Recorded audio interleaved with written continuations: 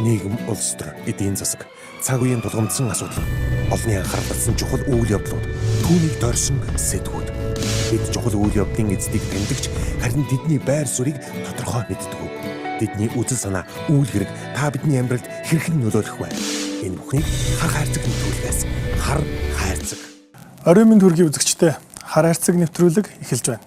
Өнөөдрийн дугаараар монголчуудын эрүүл мэнд тэр дундаа илгэний өвчлөлтийн эдгэрэлтийн талаар мөн түүнийг дагалдах шинэ боломжуудын талаар холбогдох мэрэгчлэлтэнтэй ярилцсанаа. Ингээд оном сангийн төлөөлөн удирдах зөвлөлийн дарга шинжлэх ухааны доктор Дашт Оржийн Наранбаатартай хийх ярилцлаганд анхаарлаа хандуулна.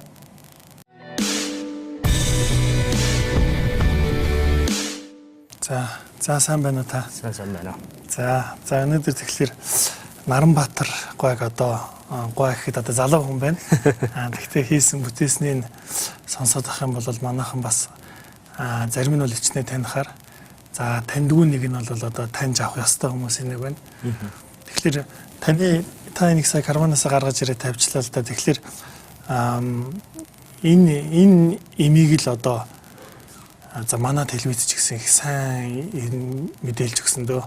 За тэгээ манай хэвлэл мэдээллийн байгууллагууд бол их сайн мэдээлсэн. За энэ болохоор нөгөө нэг алдартай Софос бовер Харваны гэдэг юм чинь тийм ээ. Тэгэхээр хоёул энэ талаар өнөөдөр бас яг мэдж байгаа маш олон хүмүүс байгаа. Мэдхгүй бөгөөд бас боломжгүй маш олон хүмүүс байгаа. За тэгээ энэ одоо Монголд орж ирсэн түүх та өөрөө яаж яваад имтэй холбоотой болсон түүх. За тэгээд имийн салбар за таны ярьдаг те мэдлэгийн эдийн засаг гэдэг энэ зүйлүүдэд Монгол ус ямар хамааралтай байж болох вэ гэдгийг л одоо хоёул эхнээс нь ярив. Тэгэхээр та ер нь яаж яваад одоо ийм салбар руу орцсон шинжлэх ухааны доктор хүн тийм ээ. Ер нь яаж яваад шинжлэх ухааныг сонирхож шинжлэх ухааны доктор болсон бэ? Өөрийн намтраасаа тавьж ярил. Тийм би Голтой аймагт төрсөн. 10 жилээ 95 онд Алтайд 2 дугаар жил гэж байдаг. Тэрний төгсөөд их сургуулийн физикийн ангид ороод ер нь л яг бага сургуульд байхдаа математикт их сайн хөвгт байсан. Тийм математик шинжлэх ухааны юмд их дуртай. Тэгээд их сургуулийн физикийн ангид ороод яг манай нэг найз хэлдэг амьдралд ортод яваад байгаа хүн гэж. Их сургуулийн физик математикаас илүү физик амьдралд орох учраас физикийг сонгоод орсон. Тэгээд их сургуулийн физикийн анги 99 онд төгссөн. Тэгээд төгссөн жилээ Америк нэгдсэн улсад мастер доктор хамгаалахаар явж суралцсан л да. Тэгээд докторийн судалгааны ажил бол биофизикийн чиглэлээр хийгдсэн юм байна. Биофизикийн чиглэлээр одоо бидний цусан доторх хүчил төрөгчийн молекулыг протеин, хемоглобин гэдэг уураг зөөдөг. Тэр уургийн яг одоо энэ молекул машин байгаа шүү дээ. Молекул машин яаж ажиллаж байна? Тэрний бүтцийг одоо ерөнхийдөө кино хийсэн маягтай. Ийм ажил дээр ажилласан. Тэгээд энэ ажил бол Америкийн доктор хамгаалсны дараа Америкийн үндэсний эрүүл мэндийн хүрээлэнд нэг 4 жил судлаачаар ажилласан. Тэгээд тэр үед бол яг энэ ажлыг одоо энэ биомашинд яг яаж ажилдгийг молекулын төвшөнд бол их гоё юм байгаа шүү дээ. Амьдралч юу ч юм бол ингээ бид нар харахад бол одоо их л бурхан бүтээсэн юм шиг их цаанаас их сайхан юм яваад байдаг. Яг ингээд эсийн дотор тэр уургийн бүтцийн төвшөнд бол ерөөсөн чинь яг л жижиг нано машинууд л ажилладаг байгаа байхгүй юу. Тэгээд энийг одоо бидний одоо миний амьдралын нэг гол зүйл одоо манай аавас ихтэй юм л да. Гол юм бол энэ байгаль гэдэг байгаль дэлхий гэдэг яаж ажилдгийг ер нь яг цаад утга учир нь юу юм? Энэ ямар учраас юу хийгээд ингэж байдгийг тийм ээ. Энийний учир утгыг л олох. Энэнийг бас нэг ингээд харах одоо цаад учир утгыг ийм л зорилготой явсан. Тэгээд гэхдээ мэдээж хэрэг хүний амьдралын зорилго бол бас өөрөө юм сураад юм хийгээд ингээд шинэ нээхийн зэрэгцээгээр бас үнэхээр хүний амьдралд бодиттой хуур нэмэр оруулах энэ зүйлийг хийх хэрэгтэй байна. Тэгээд энэ бол магадгүй би ээжээсээ ч юм уу болон одоо манай ээж бол ерөнхийдөө хүнд их тусрахгүй хүн л дээ. Өөрт нь ямар асуудал байсан ч гэсэн хайчгаал одоо хүний төлөө явж чаддаг эрүүл мэндийн салбарт насаар л ажилласан сувлэгч хүн байгаа. Тэгээд ерөнхийдөө энэ зан чанар тэгээ удамшлын магадгүй ингэж дамжиж явсаар байгаад бид нарыг энэ оном сан гэж байгуулга байгаа. Энэ маань болох тэр буурлаавынхаа нэрээр байгуулсан байгуулга. Оном гэдэг нь эрдэм дэлгэрүүлэх гэсэн утгатай үг л дээ. Тэгээд буурлаавынхаа нэрээр манай буурлаа бол нэг тийм мундаг ийм хүн биш үү зүгээр л жирийн малчин ард тийм ээ.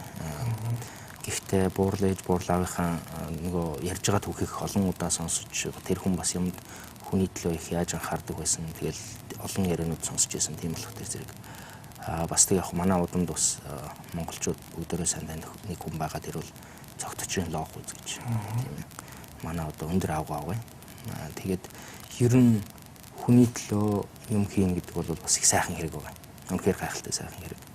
Тэгээд явж энэ Анам сан гэж байгууллагын одоо би 2 дүүтэйг нийлээд байгуулсан байгууллага. Энэ бол ганцхан миний бас юу биш. Тулгубаатар гэж залуу үе IT технологийн чиглэлээр Монголд бас хэрэгтэй юм хийчихэд ажиллаж байгаа залуу байгаа. Метрос технологи гэдэг. Миний яг төрсөн доотлын дүү Наран Жиргал гэдэг эмч хүн байгаа. Эмч шинжлэх ухаан эрдэмтэн хүн. Наран Жиргал догт ерөнхийдөө бид тэр хамтраад энэ эрүүл мэндийн салбарын чиглэлийн юмнуудыг хий. Тулгубаатар онцлогт төр ерөнхийдөө боловсролын салбарт бид тэр хамтарч бас хэм хийдэг. Тэгээд эрүүл мэндийн салбарын юмнууд дотор энэ түрүү ярьлаа энэ юм гэж яг үгүй юуны хувьд бол үнэхээр дэлхийн шинжлэх ухаан гэдэг ямар гайхамшигтай зүйл гэдгийг энэ одоо энэ бол бас харуулж байгаа. Юу харуулж байгаа гэхээр зэрэг одоо C вирус бол 89 онд 90-ад оны ихэрл нэгдсэн ийм вирус. А биш Б биш гэж нэрлэгдэж байгаа C гэж нэрлэгддэг болсон. Бид нар яг л 89 оны сүүлээр анх удаа дэлхийн ингээд генийхэн кодын тогтоогоод за ийм байдгийн маань энийг C гэж нэрлэе гэж. Тэгээд одоо нэг 4-5 жилийн өмнөх хүртэл бол ерөөсөө эмчилгээд идэггүй хэцүү ийм байсан. Тэгээд би бас монголчууд бидний түүх ерөөсөө бүгдөө адилхан. Юу гэхтэй зэрэг энэ илгэний өвчлөл, энэ илгэний хорт тавдар хатуурлын асуулт бол Монголд үнэхээр гамшигын түвшинд хүрсэн. Яагаад яг Монголд ийм юм бэ? Энэ яагаад ийм гэхээр ерөөсөө явж вирусын тархалтаас болж байгаа. Энэ бол монгол хүн хортой ус уудагтай юм уу, эсвэл агаар нэх бохирдолтой юм уу, мах их идэгтэй юм уу ерөөсөө биш. Халдварлаад байна гэсэн. Ерөөсөө л вирусын халдвартай юм. Магадгүй бид нар удамш нөгөө дэртээр үеэс магадгүй тэр Б вирус, Д вирусын халдвар магадгүй биднэрт их удаа хугацааны туршид байсан байж магадгүй. Тийм ч учраас монгол хүн элэг гэдэг эрхтнийг одоо элгэн халуун нутаг гэж дуулдаг бид нар тийм их хүндэлдэг ийм байх. C вирусын хувьд бол энэ 50-ад оны үеэр орж ирсэн. Нөгөө улаан тарианы үеэр анх дарахсан ийм вирус. Бид нар ч нөгөө олон дахин хэрэглэдэг шприцтэй байлаа. Тэгээд шприцер чинь олон дахин хэрэглэхтэй зэрэг хичнээн буцалгаад хичнээн их байгаад чухандаа бол тэр вирус бол устдаггүй. Маш их төсөвтэй шүү дээ. 3-7 хоног хүртэл одоо өрөөний температур C вирус бол 3-7 хоног амьдрах чадвартай өгөхгүйгээр. За тэгэхээр зэрэг вирус ч бас тэгээд яг амьд биедэхэд бас хэцүү тийм ээ. Одоо хүний өс чинь нэг оролцоогоор 1 мм-ийг 10 хувасны нэгтэй тэнцвэн байгаа шүү дээ. Тэр хүний өсийг дахиад 200,000 хувасны нэгтэй тэнцүү тийм маш жижигхэн биетэй байгаа байхгүй. Дотроо ийм нэг бөмбөлөг хэлбэртэй, дотроо капсид гэдэг ийм олон өнцгтүүд байдаг. Тэрний дотор дээрээсөө ганцхан одоо C вирусын хувьд бол C вирусын ганцхан RNK-ийн нэг ийм одоо гинжин ийм цувал байж байгаа. Тэгээд тэр яадаг вөхөр эсийн дотор орохоор өөрийгөө үржүүлэх машина кодлчихсан байж байгаа. Оронгуутаал эсийн дотор оронгууд тэрнийг өөрийгөө үржүүлэх одоо нэг уурга бүтээгээл тэгэл ингээл өөрийгөө үржүүлээд ундаг. Тийм ээ. Тэгэл үржүүлээд унахтай зэрэг нөгөө вирус юунууч эсвүүч халдвартай эсвүүд болол өөрийнхөө функцийг одоо нөгөө илгэний эс бол элэг бол жишээлхэд их сони эрхтэн шүү дээ. Хүний одоо энэ доор байж байгаа бүх ингээд нөгөө одоо хүний биеэр дамжаад ирсэн бохирдсон цус элэг рүү ороод элгээр шүүгдээ зүрхэнд очдог. Элгээр шүүгдээд дотроо юу гэж бол байхгүй. Одоо жишээлхэд суд центр гэж байхгүй. Ерөөсөө энэ зөгөөний үүр шиг тийм шүүр байхгүй. Тэгээд нөгөө гравитацийн эсрэг тийм ээ дэлхийн тацх хүчний эсрэг шүүгээл тэгэл цэвэршүүлээд буцаагаад зүрхэнд өгөх ёстой. Ийм л хэрэгтэй. Тэгэхээр нөгөө эсүүд маань халдвартай болчихтой зэрэг функцийг үүсгэж чадахгүй. Тэгээд тэр хатуурал гэдэг одоо юу гэж байгаа нөхтэй зэрэг элгэний эсүүд маань ийм мяндаслаг бит болоод ерөөдөө сорвжоод өгчөж байгаа байхгүй. Тэгэл хатуурчсан хүнийх бол яадаг вөхтэй зэрэг ихэнх тохиолдолд нөгөө цус нь явах газаргүй болол ерөөдөө тэр элгэний хамгийн доотлын их том цус байгаа тэр нь бүдүүрэл тэр нь одоо заримдаа хагарна тийм хагарах юм бол тэгэл дотор цусалдаанаас орчиж байгаа. Тэгээд нөгөө элэгч нь юу болохгүй болох тэр зэрэг ажиллахгүй болохоор хүний цус гэдэг чинь бол ус уураг хоёрын тэнцвэртэй бүтцэж байгаа. Тэгээд тэр тэнцвэр нь алдагдчихтэй зэрэг жишээлхэд ингээд гидсэн цэрэгэд нэг жимсэн хүн шиг устдаа болчдөг шүү дээ. Дэлгэн устсан байна гэдэг тий. Тэр бол юу гэж байгаа юм гэдэг зэрэг судасны хамчин ерөнхийдөө ийм онгорхой цоорхойтой байхгүй. Тэгээд тэр яадаг вөхөө зэрэг ингээд цус юу хоёрын ус уураг хоёрын тогтвортой бүтэц байгаа үед бол тэр цусны ханаар ингээд ус нь нэвчдэг байгаад байдаг. Тэр нь алдагдаад ирэхтэй зэрэг нөгөө цуснууд нь нэвчээд цусны ханаар нэвчээд ингээд хэвлийн хөндийг дүүрчиж байгаа. Тэгээд усаар дүүрчиж байгаа. Цусны туяатай усаар. Тийм ээ. Тэгэхээр ийм ерөнхийдөө бол тавилан нь бол нэлээд муу. Тэр цэсмэ одоо шилгээр илгэний хор тавдрын тавилан бол маш муу шүү дээ. 5 жил нас барах одоо 5 жил амьдрах магадлал нь 12% байдаг. Тэгээд ингээд илгээ шилж юу гэдэг илгэний хавдартай болоод илгээ тэрнийг тайруулаад юм уу эсвэл эмчлүүлээд буцаж гарч ирэх магадлал нь 70%. Дэлхийд хамгийн одоо нас баралт өндөртэй хавдруудын нэг. Хавдруудын дунд одоо дэлхийн дунджаар бол 3 дахин 3 дугаарт орж байгаа. Тийм ээ. Монгол улс бол илгэний хор тавдрын нас баралтаар дэлхийд бид нар чинь хол тасархай дөрүүлж байгаа шүү дээ. 8 дахин их нас баралт. Өөрөөр хэлбэл 12% нь хэрвээ азтай болвол одоо юу гэдгийг 5 жил хүртэл амьдрах боломжтой. 5 жил болон түүнээс цаашаа амьдрах. Бусд нь бол маш их эрсдэлтэй энэ 5 жил дотроо. Тэгэхээр одоо юу гэдгийг тийм айхтар аюултай авчин тийм ээ. Монгол улсад бол ерөнхийдөө чухамдаа яг юу болж байгаа нөхдөр. Бидний хувьд бол асуудал бүр илүү төвхтэй байна. Илгэний хор тавдраар онцлогдсон хүмүүсийн 80%. Ер нь хавдартай хүмүүсийн 80% нь Монгол улсад жил ахсын дотор нас барж байгаа. Яагаад гэх нөхдөр зэрэг бид нар чинь нөгөө онцлогоо ихтэй өгдөхгүй учраас оройтод байна. Харин нөгөө энэ эмүүд орж ирснээс шинэ одоо эмчилгээ хийж гиснээс болоод хүмүүс нөгөө эмчилгээ хийх үүднээсээ эрт онцлогч байгаа талууд бол зөнд харин их сайн гарч ирж байна. Тэр бол их сайн тал нь. Одоо хуучин бол манай хавдар судлалын чимбэрийн эмч бид нар дээр сайттай уулзахад ярьж байлаа л да. Хуучин бол юу хөө 7 8 10 см-тэй хавдрууд л орж ирэл ямар ч аргагүй болсон байдаг. Одоо бол 2 3 см-тэй хавдрууд орж ирээд эмчлэгдээд байна гэж. Маш сайн зүйл байхгүй. Энэ жил 2100 гаруй хүн онцлогдсон байна шүү дээ.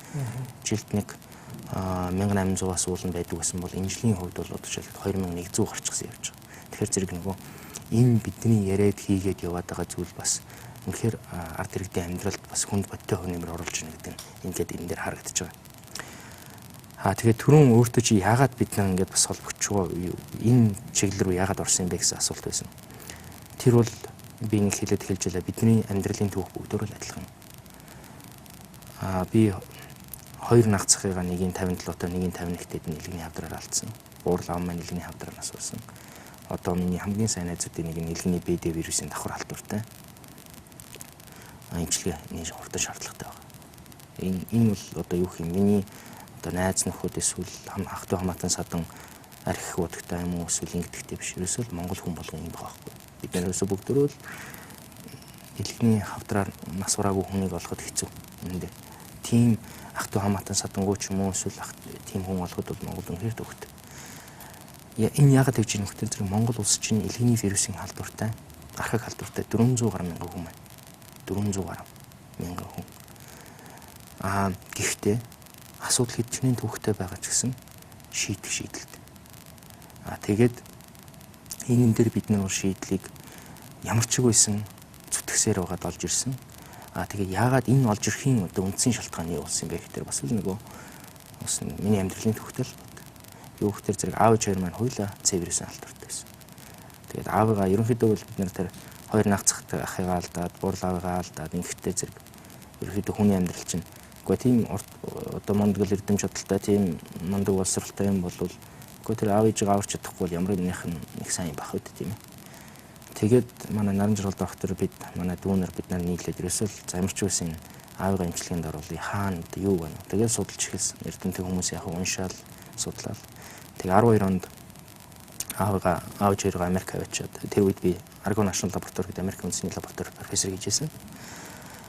Тэгээд Northwestern их сургууль дээр Steve Flam гэж том эрдэмтэн хүн байдаг. Тэрэн дээр клиникийн туршилтанд оруулаад одоо энэ софос гуйрын уртны шатлалын нэмэлтээ. Тэгээд 6 сарын эмчилгээ байсан. Тэр үеийн энэ бол бас энэтэй харьцуулахад бол маш муу. Үрдүн бас нэг тийм сайтай биш. Гэхдээ эмчилж бас болж исэн. Ингээд 12 жилийн дараа бид нар тэр хамгийн анхны наг цах маань 2000 онд онцлогдоод бид нар бас олон жилийн өвчнөд тэмцэж явж байсан. Тэгээд 2012 оны сүүлд тэгэхэд аавыгаа амжилсан одоо 12 жилийн дараа биднэрт анх удаага энэ өвчний эсрэг ялалт байгуулсан түүхэн юм. Тэгээд бас бодсон л доо. Одоо эн чинь яг уу манай аав шиг бас иймэрхүү хүүхдүүдтэй, ийм боломжтой ийм хүн бол Монгол зөөх. Тэр бол худлаа биш. Монголд нутагт маань би тэнд нэг том мундаг эрдэмтэн хүн гээд том судалгаа шинжилгээний ажил хийгээл профессор хийгээ суугаад байдаг. Яг өөрийн амьдрал бол сайхан болчихжоо. Гэхдээ чухамдаа миний тэр лабораторид хийж байгаа судалгааны ажил бодит байдал дээр гараад хэрэгжээд ингийн хооронд 20-30 жилийн дараа ажил болдог. Тэгэхээр миний одоо наран жаргал доктор бидний өмнө ширээн дээр юу гэж боломж өгчээсэн гэхдээ зэрэг өнөөдөр тэр хүний амьдралд одоо хүнд хэрэгтэй юм хийх боломж нь өгчээсэн. Тэгэл би жилийн чөлөө аваад профессорын ажлаас жилийн чөлөө аваад цалингүй чөлөө аваад Монголд ирээд энэ ажлын одоо эхний судалгааны ажлыг тэгээ зүгээр л орж ирээд им эхлэхээс им оруулж ирэхээс эхлэв шүү дээ. Яг тэгэхээр им бол судлагдаад явж исэн батлагдаагүй байсан. Гол ажил нь бол ерөнхийдөө яг Монгол улсад хэдэн хүн элэгний вирусын халдвартай байна уу? Нас уралт нь өвчлөл нь ямар байгаа? Энийг олон нийтэд гаргаж тавих, энийг эхлээд судалгааг нь хийх. Тэгээ 2013 онд бид нар 12 онд бас яг тэр автаа зэрэгтэй имчилгээ хийлгэж явахдаа наран жаргал доктор маань төсөл өчөөд Grand Challenges Canada гэдэг $100,000 одоо 200 сая төгрөгийн төсөл өчөөд тэгээд тэр төслөө бид нар авсан. Тэгээд тэрүүгээрээ судалгааны ажлыг хийгээд 13 онд анх удаага 4 аймаг Улаанбаатар хотын бүх дүүргүүдийг оролцуулсан 1000 гаруй хүний одоо төвөрчлсөн судалгаа аваад Монгол улсын хэмжээнд элэгний C вирусын халдвар тэдэн хүнд байна. 150,000 хүнд байна.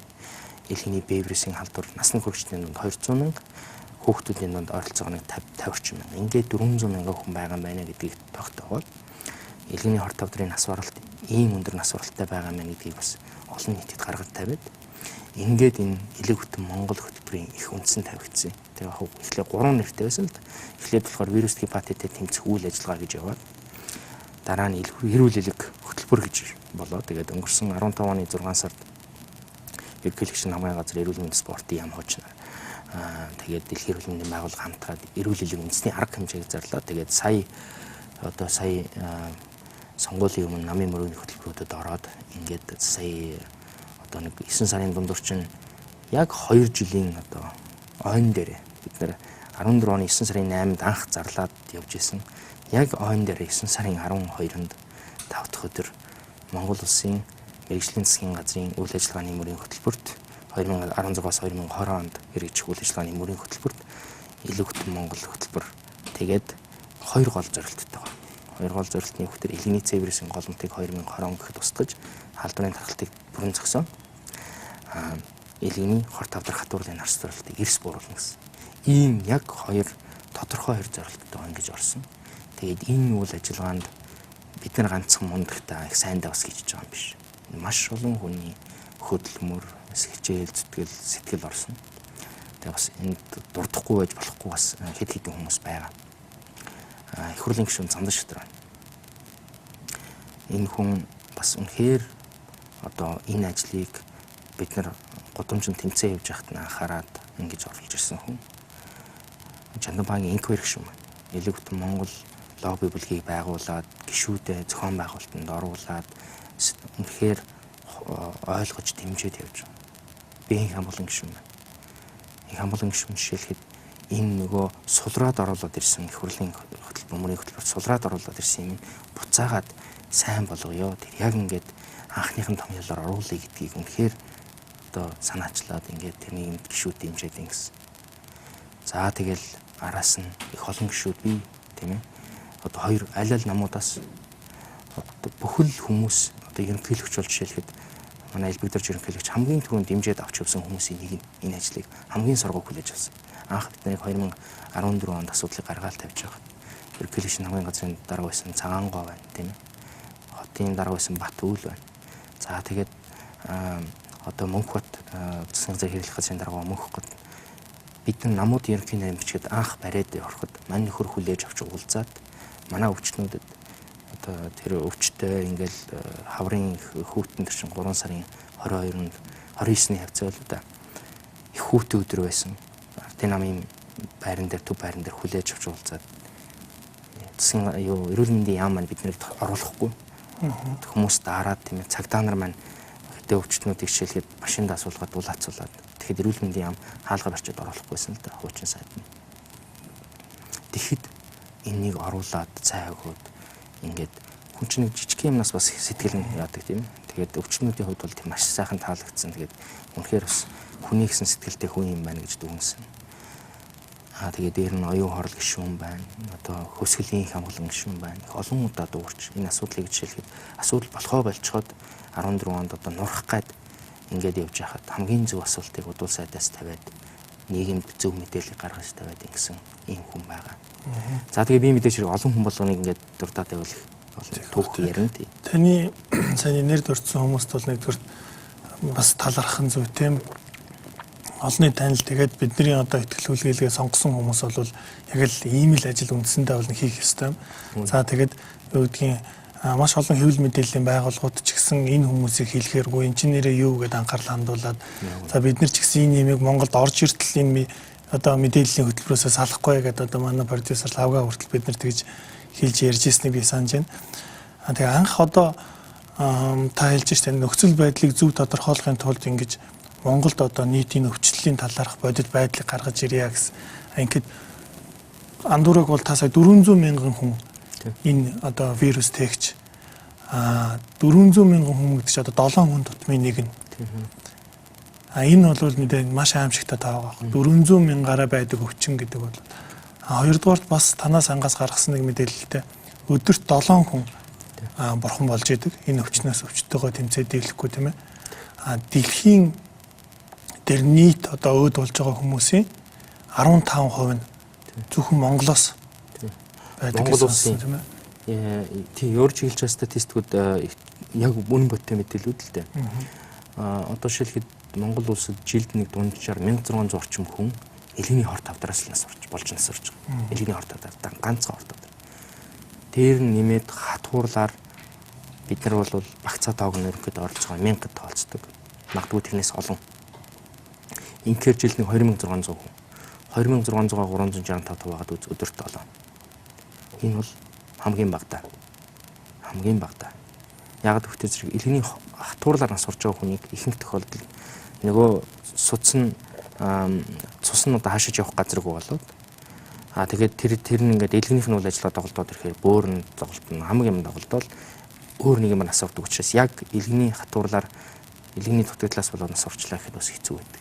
Яг тэгээд нөгөө тэгээд ихэнх тохиолдолд манайх чи ихэнхдээ гэртээ нас орж штэ бас. Тэрнээс бас асуудал их байна. За ямар ч байсан өдөрт 7 хүн хамгийн багадаа нас орж байна элгэний өвчл. Тэгээ Монгол улс чинь 3 сая хүнтэй биднэрт нэг жилийн нийт нас оролж байгаа 16-аас 17 мянган хүн байгаа. Бүх өвчин нэмгээ осол гэмтэл бүх юм. Тэгэхээр энэ өвчин элгэний өвчл бол дангаараа 15% бүрдүүлж байгаа. 15% бүрдүүлж байгаа. Тэгээ бид нар сая шинэ эрүүл мэндийн яам маань байгуулагдаад цог цэцэг сайттай бид нар Пемсрын дэд сайд бүгдөө сууж байгаа. Монголын элгэний жишээ нийгэмлэг гастроэнтерологийн холбоо өвчтөн эмч бүгдөө сууж байгаа бид нар ярилцлаа л да. Анх удаага эрүүл мэндийн яам тим хэмжээнд биднийг хүлээж авч уулзсан. Тэгээ бас яг юм хүн төвтэй төр гарч ирээд хүний анхаарна гэдэг бас ерөөхдөө бас энэ бид нар бас нийгмийн анхааралд оруулж чадсны буйнд ингэж хүлээж авч уулзсан. Тэгээ тэрэн дээр бид нар ярилцж байлаа л да. 400 мянган хүн. Эрүүл мэндийн яамны одоо халдвар төвчин судлалын үндэсний төвөөс гаргаж байгаа зарим тоо бол 750 мянга хүртэл байгаа. Яг хөө бид нар эрдэмтэн хүний судалгааг хийгээд гаргасан хүмүүсийн хувьд 400 мянга бол хамгийн бодтой тоо гэж харж байгаа. Энэ бол хамгийн бага та. Тэгвэл ерөөсөө бага санагдахгүй байна шүү дээ. Тэгээд саний хэлсэн юмнаас надад нэг гайхшрал төрлөөд байх юм. Эрүүл мэндийн яам нь хүлээж авч уулзахгүй байсан, орохгүй байсан. За тийм бичлэг бас байдаг. Яагаад ингэж та нар ийм бодиттой шинжилгээ судалгаатай юм ярьж байна. За тэгээд хувийн одоо сонирхол гэх юм уу одоо ийм болвол одоо 10-аас 400 мянган хүний эрх ашиг нь илүү том харагдаад байдаг. Энэ дэр яагаад ер нь та нарыг хүлээж авч уулзахгүй байсан юм бэ? Яг хөө тэрэн дээр бас бидний ийм шүү дээ. Альва асуудалд ингээд нөгөө шин гаргаж ирээд бид нар чинь шинэ хүмүүс. Монголын эрүүл мэндийн салбарч Монголд ч би одоо яг албан ёсоор нутагтаа ирээд бол нэг Ардын сарын нүүрэл үзэж штэ. 90-40 их байсан тийм. Тэгэхээр ямар асуудал юм ингээд асуудлыг шинээр гаргаа тавихтай зэрэг бас энүүгээр одоо манай ч нийгэм шиг хардталтай шүү дээ. Энэ оном сангийнхан цаана ямар нэгэн бизнестэй авах, энэс нэг юм ашиг нь олдог байх. Энэ одоо юу гэх юм Омбол гэж компани оруулж иж байгаа гэлээ тэд нар нь хэднэрийнхэн байх энэ гэл ингээл хардтал зэрэл дааш бас хэрэгтэй. А тэгээ яг бид нар одоо ингээд цагийн уртад юу харагдаж байна вэ зэрэг одоо жишээлхэд Омбол гэдэг компанитай яваад ирэхтэй зэрэг бид нар маргаад эхэлж байгаа тийм ээ. Та нар ингэж болохгүй, тэгэж болохгүй зөв юм хийх хэрэгтэй. Ийм фикстэй бас одоо юу гэх юм ингээ бүх зүйлүүдийг зөв хэлэх гээд үзэхдээ за энэ нөхдөө чинь нэрээ нэг тэр ярьж ирснээр үнэхээр тийм сонирхолгүй юм байна. Одоо бол бас нэг жоохон ингээд таньж мэдэх ийм хандлага руу орж ирж. Тэрнээс өмнө бол яадаг байсан гэх тийм. Яг хөө тэгээд энэ ч нөгөө бас манай нэг зарим нэг улс төрчид бол дундаас нь одоо нэр хүнд олохын тулд одоо нөгөө янз янзын юм хийж мэдгдлөгөө зарлаал тийм ээ. Тэгэл яах юм үнийг нэмж урж зарлаал ингээд олон төрлийн их амьдралчин баян болох тэр их олон асуудал үүсэж байгаа юм л да. Тэгээ тэр болгоноос хардтал сэрдэлтүүд их байсан болох тэр зэрэг магадгүй бидний ярьж байгаа бодиттой зөв зүйлийг хүлээж авах чадваргүй болчихж байгаа. Одоо бол яг байдал өөрчлөгдсөн. Юу хөх тэр зэрэг засгийн газрын мөрийн хөтөлбөрт оруулна гэдэг бол өөрөө тэр бол том алхам байна. Тэгээд тэрнээс зогсохгүй 23.4 тэрбум төгрөгийг манай сангийн яам шинэ сайд маань засгийн газар маань ерөнхий сайд маань ойлгоод тэрнийг хичнээн одоо асуудал төвөгтэй байгаа эдийн засганд байгаа ч гэсэн эрүүл мэндийн даатгалаас 23.4 тэрбум төгрөгийг элгэний цэвэрийн онцлогоо хэмжлэгэн дээр тавья гэд тавиад өгсөн. Одоо тал нь шүү дээ. Үйлдвэрлэлийн тал нь шүү дээ. Эрүүл мэндийн. Тий яг. Тэгэхээр зэрэг ийм яг асуудлыг бол ойлгуулад ийм төвшин тавихад гэхдээ энэ дээр бас юу байдг вэ гэхдээ зэрэг бидний манай эрүүл мэндийн салбарын ерөөсөн монгол хүний монголчуудын одоо бидний хандаад бурууд байгаа зүйл бол бид нар яг бодит баримтаа харж ярмаар байна. Тэгээ баримтаа бид нар их бодож байгаа зөв бас дүгнэлт хийх хэрэгтэй байна. Тэгээ энэ дээр ямар одоо шилгээд асуудал яригддаг вэ гэхдээ зэрэг ингэдэг л дээ. Энэ илгэний вирус гэдэг бол юу халдвар төвчин дунд 16 юм 17 байдаг гэж. За тэр бол ингээд яг зүгээр тоог нь харах юм бол үнэн. Юу гэхтэй зэрэг халдвар авч байгаа хүмүүсийн тоогоор бол юун дээр халдвар төвчин судлалын төв дээр нэг 150 орчим хүн C-вирусийн халдвар авдаг жилд тэгж бүртгэгддэг. Нэг 800-аад хүн элгэний B-вирусын халдвар авч ингээд бүртгэгддэг. За нөгөө заг хүтэн тэмбүү ингээл юм тооцох юм бол нэш асар өндөр хэдэн мянгаар байгаа шүү дээ. Гэхдээ энийг бас бодож үзэх хэрэгтэй байна. Хамгийн одоо нөгөө ихэнх тохиолдолд бол яадаг вөхөр зэрэг 70 халдвар аваад одоо би бол хэлдэг байхгүй мөсөн уулын толгойг бид нар харчаад доор нь байж байгаа том юмыг харахгүйгээр энэ жижиг асуудал маа гэж юус дүгнж болохгүй гэж. Тэгээ эрүүл мэндийн салбарын одоо жишээлхэд үнэхээр болж байгаа болохгүй байгааг нь харах хамгийн том тойл бол нас баралт. Хамгийн үнэн бодтой. Тоолоход бас амархан. Хэдэн хүн энэ өвчнөөс болж нас урж байна гэж. Тэр өнцгөөс нь харах юм бол нөгөө элгэний вирус гепатит гэдэг маань асар том юм байна. Би түрүүн хэллээ. Нас баралтын 15%-ийг дангаар бүрдүүлж байна гэж. Энэ элгэний хорт авдар хатуурлын чинь 90% шалтгаан нь элгэний вирус. Үлдсэн дэр дархлаа, архаг аригдэлт энэ янз янз юмнууд байна. Нар 10%. 90% тэр. Тэгэхээр ерөөсөө нас баралтаа харж ижил энэ асуудлыг дүгнэх хэрэгтэй байна. Тэгээд энэнийг бид нөгөө Монгол Ард Дэвсгалт ном эрүүл мэндийн яамыг авч явах үед энийг хэлж ойлгуулах гэж ер нь бол за 2 жил үнэхээр ярьсан дөө. Нас баралтаа хараа. Тэр нэг хідэн цочмогоор өвдөд алдруулж байгаа хүнийхээ тоогоор бити асуудлыг дүгнээ. Энд чинь 16 17 дахь асуудал биш ээ. Монгол улсын эрүүл мэндийн салбарт хамгийн том тулгамдсан асуудлуудын нэгэ гэх. Тэгээ манай одоо мэрэгжлийн зөвлөл гэж байгуулад одоо Нэмдаа актемч Зулхүү профессор, Яада удирч профессор гэл сэргэлэн академи. Энэ бол хүмүүсээ цуглуулад мэрэгжлийнхнийгаа цуглуулад тэр хүмүүсээрээ хилээд ингэж үеж нэг арай нэг жоохон одоо асуудлыг ойлгодог гэсэн. 2 жил гаруй хугацаанд ойлгуулах гэж явж байгаа ч юм бол 3000 гаруй хунаас орсон байна шүү дээ энэ хугацаанд. Тэгэхээр яг за энэ бол эмчилдэг. Тийм. Энэ бол эмчилдэг гэж байгаа. Тэгээ энэ юм дээр хоёулаа яг яаж эмчилдгийг ярихаас өмнө нэг ийм мэдээллүүд явдаг да. Над руу хүртэл сүүлдээ фэйсбүүкээр манай нэг хүн Америкаас бичсэндээ 70,000-аас 100,000 доллар байдаг юм энэ юм. Тийм. Монголд болохоор ингээд хямдарчлаа. Яг яаж хямдарч вэ? Хэдэн төгрөг болчихов? Тийм. Сая энэ бол юу л да. зүгээр нэг эмчилгээ бас биш байна. Гэхдээ яг бол бас энэ юуны сул талууд бол байх нь байгаа. Энийний одоо дараагийн шатны хөлбөр дээр бид нар Монгол улс хөрөнгө оруулалт хийх боломж байна. За тэрнийг бол одоо ингээд ярилгүй төр орчих. За юуны хувьд, үнийн хувьд бол энэ ерөөсөө мэдлэгийн эдийн засаг гэдгийн одоо том илэрхийлэл баталгаана байна. Өөрийнх нь нутаг бол эн чинь нэг ийм хайрцгийн одоо нэг ийм савыг үйлдвэрлэхэд ойролцоогоор $30. Өртгөн. 3 ширхгийг нийлүүлээд $100. Манайд одоо энэ нэг нь одоо юу гэх юм одоо сая хямдраад $300 зарагч байгаа шүү дээ тийм ээ. $300 зарагч. $300 зархад бид нэр ташигтай зарж байгаа байхгүй. Энэ ихлээд. Америкийн нэгдсэн улсад болох дээр нэг ширхэг юм $1000-аас илүү долларын үнэтэй шүү дээ. $92,400 үнэтэй. Одоо энэ бол 31 нэг ширхэг юм 1000 одоо 1050 100 баг нэг ширхэг шүү дээ. Тийм. Энийний чинь анх эхлээд бол софос буйр гэж юм гарчсан. Савалд игээд нөгөө бид нар бүртгэхгүй бүртгэн гэл ингээ асуудал баахан болдог. Тэрний жишээлхэд ширхэг нь $1000 юу? 84 ширхэг гэж байгаа шүү дээ энэ чинь. Одоо энд бол 28 ширхэг ба 28 ширхгийг 3 хайрцаг гэдэг 84 ширхэг нь $1000 уу $84,000 зарагчсан. Тэгээд энэ Ledipsir гэдэг хоёр дахь имийг нэмээд Harmony гэж гараад тэр нь болохоор $92,400 үнэтэй. Тэгээ энэ одоо өөрийнх нь өртөг бол ерөнхийдөө хэдхэн цент байх нь шүү дээ. 84 ширхэг доллар хавцал байх нь шүү дээ. Доллароос баг баг. Тэгээд тэрнийг аваачаад $1000 зарах. Энэ бол мэдлэгийн эдийн засаг байхгүй. Хүний тархинд байгаа мэдээлэл ямар үнэтэй тэр intellectual property гэж оюун ухааны бүтээгдэхүүн юм. Тэгээд нэг зүйл нь бол энийг шилхэд байгалийн бүтээгдэхүүнээс гаргаж байгаагүй. Энийг хүний тархи бүтээсэн. Энэнийг бүтээсэн эрдэмтдтэй Монгол улс өнөөдөр хамтарч ажиллаж байна. Энэ софос буйр гэдэг имийг энэ Harmony дотор ч байгаа 2 молекул байгаа шүү дээ. Софос буйр, Ledipsir. Софос буйр гэдэг нь хамгийн чухал.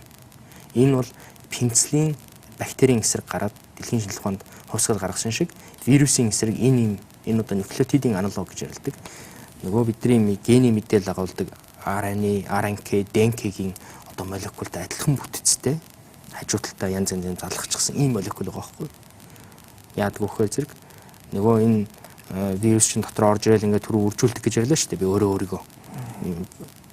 Энэ софос буйр гэж молекул давхад очих дээр зэрэг нөгөө бидний тэр эсийн дотор байж байгаа рибосом гэдэг юм чинь аваад энэ зүгээр RNA-гийн молекул явж ингээд аваачаа залгах чинь. Тэгээд дахиад RNA-гийн молекул аваад залгах гэдэг болохгүй нөх. Юу гэж хэлдэг вөхөр энийг гинжин урвалыг таслагч, chain terminator гэж нэрлэж байна. Тэгэхээр генийн түвшинд ажилладаг болохоор эсэргүүцэл тогтдоггүй, эми мэдрэгээ алдадаггүй, гайхалтай байгаа байхгүй. Гэхдээ нэг сул талд. Тэр сул тал нь бол шингэлт мод. Бид нар 400 мг-ыг уугаад ихэнх нь гадагшиж чинь 10% нь л илгэнд очиж байгаа. Энийг шийдвэрлэчихсэн одоо бид нар эрдэмтдтэй цуг ажиллаж байна. Юуны хувьд эми одоо гэхдээ тэгсэн хэдий ч гэсэн тийм учраас л энэ хоёр дахь юмтай холбоотой байгаа байхгүй. Ledipsir гэж эмийг оруулж ирж байгаа энэ тэр дангаараа бол эмчилж чадахгүй байгаа. Дангаараа бол эмчилж. Тэгэхээр хоёлаа хэдхэн минутын сурчлагын дараа эргээд ярилцлага үргэлжлүүлээ.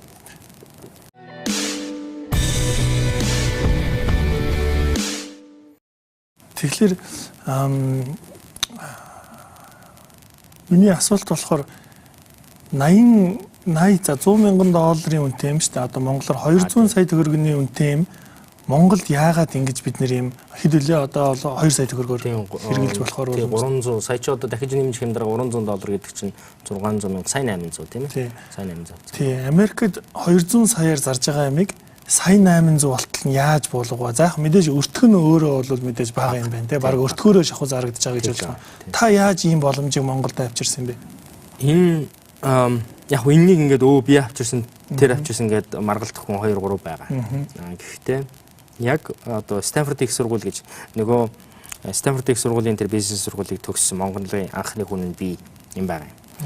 За тэгээд энэ нөгөө ингээд оном санг байгуулад ингээд ажил хийгээд явж байхад ямар зүйл мэдгдсэн гэдэг зэрэг эрдэмтэн хүний нэг дутагдал нь ер нь хүн ажил хийхэд хүрээлэл маш чухал байна.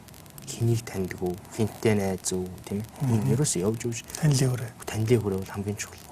Тэгээ би нэг зүйлийг 12 онд тэр жилийн жил авч орж ирчихэд юу ойлгосон гэдэг зэрэг. Ерөөсөө би ч юм бол миний танилын хүрээ чинь яг тэд эрдэмтэд л юм байна. Би тэр бизнесийнхэн та тэр одоо филантропи гэж ярьдаг тэр том сангийнхантай ерөөсөө танихгүй юм байна. Тийм болохоор миний ажил бол явахгүй юм байна уу? Би юм хичнээн сайхан юм хийж гисэн. Надад чадвар нь байна. Гэхдээ надад хүрээлэл нь алга.